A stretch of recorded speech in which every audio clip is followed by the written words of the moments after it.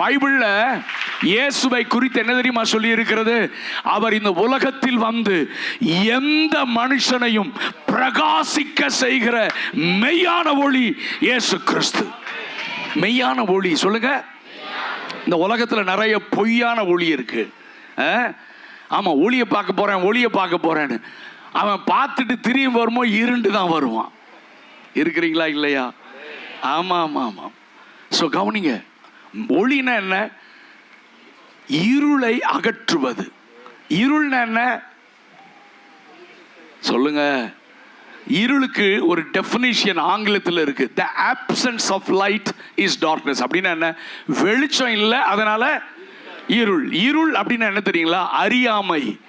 உண்மையான தெய்வம் யார் என்று அறியாமை ஒரு இருள். பாவம்.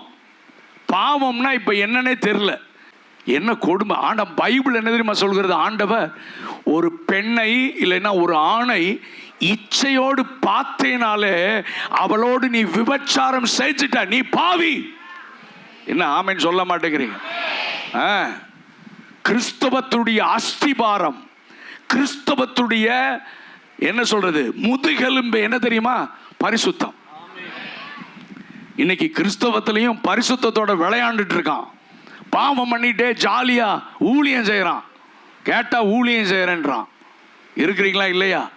பாவம் பண்றது, எல்லாரும் மாதிரி வாழ்றது, டிவோர்ஸ் பண்றது, மனைவி விவாகரத்து பண்றது, இன்னொரு கல்யாணம் பண்றது. இந்தியால சபை பரிசுத்த தேவனை ஆராதிக்கிறோம் என்கிற சாட்சியோடு மலையின் மேல் இருக்கிற பட்டணமாக, விளக்கு தண்டின் மேல் இருக்கிற விளக்காக சபை இந்த தேசத்தில் எழும்பினால்தான் ஜனங்கள் சபைக்கு நேராக ஓடி வருவார்கள்.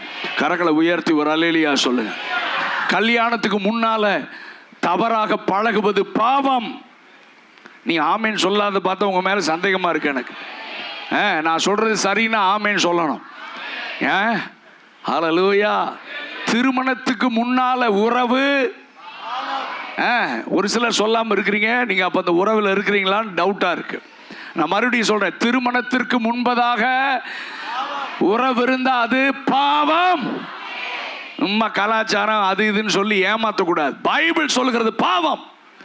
ஒரு பெண்ணையோ ஒரு ஆணையோ தவறான நோக்கத்தோடு நீ பார்த்தீனா நீ பாவம் செய்கிறாய்.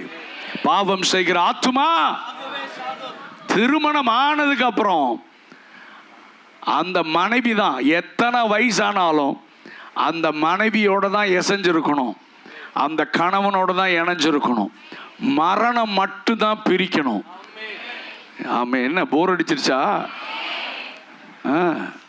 மரணம் மட்டும்தான் என்ன செய்யணும்?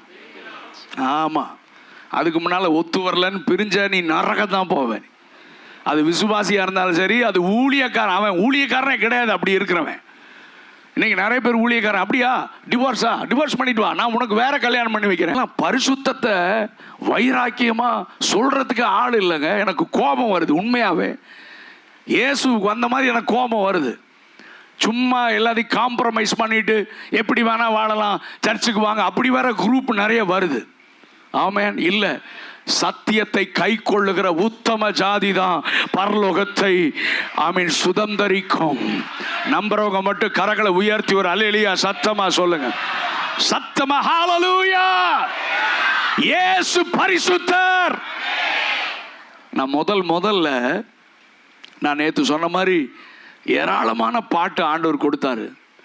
நான் நேத்து சொன்ன இயேசு நல்லவர், இயேசு அந்த மாதிரி அந்த பாடல்கள்லாம் பிரதர் டேவிட் ஸ்டூவர்ட் ஒரு அமெரிக்காக்காரர் பாடி இருக்காரு. தெரியுமா? பார்த்தீங்களா? பார்த்தது இல்லையா? பார்த்துருக்கீங்களா? அவர் என்னுடைய நல்ல நண்பர். அவர் பாடுற மேக்சிமம் சாங்ஸ் நான் எழுதின பாட்டு தான். இயேசு நல்லவர், இயேசுவே ஆண்டவர், சந்தோஷம் சந்தோஷம், இன்னும் நிறைய பிளென்டி ஆஃப் சாங்ஸ். நேற்று நான் நிறைய பாடல்கள் உங்களுக்கு சொன்னேன். ஆண்டவர் கொடுத்த பாடல்கள். ஆமென். அதனால மகிமை யாருக்கு தான் போகணும்? ஏன்னா இப்ப பாட்டு கொடுத்த ஆண்டவரை விட்டுட்டான், பாட்டு பாடுறவன் பின்னால போயிட்டான். உண்மையா இல்லையா? ஆமா, கேட்டா நான் உங்க ஃபேனுங்கிறான். இந்த சினிமால மோகம் இருக்கிற மாதிரி தான் ஆவிக்குரிய உலகத்திலையும் பிசாசு மோகத்தை வர வச்சிருக்கான். வசனத்தை பேசுற ஆளுக்கு இல்லை, பாட்டு பாடணும். அதனால தான் இந்த சென்னையில் வந்தால் எல்லா பாஸ்டரும் பாட்டு பாடுறாங்க. ஹலோ, சரி விடுங்க. நான் நிறைய ஒரு கூட்டத்துக்கு வந்தேன், ஒரு 10 பாஸ்டர் வரிசையாக பாடிட்டு இருந்தாங்க. எனக்கு கோவம் வந்து, யோ உட்காரியா நீ, நான் இங்கே பிரசங்கம் பண்ண வந்திருக்கேன், வார்த்தை சொல்ல வந்திருக்கேன், என் நேரத்தையும் எடுத்துட்டு நீ பாடிட்டு இருக்கிறியன்னு சொல்லி வெளுத்துட்டு வந்தேன். நான் இருக்கிறீங்களா இல்லையா? ஒரு அல்லேலூயா.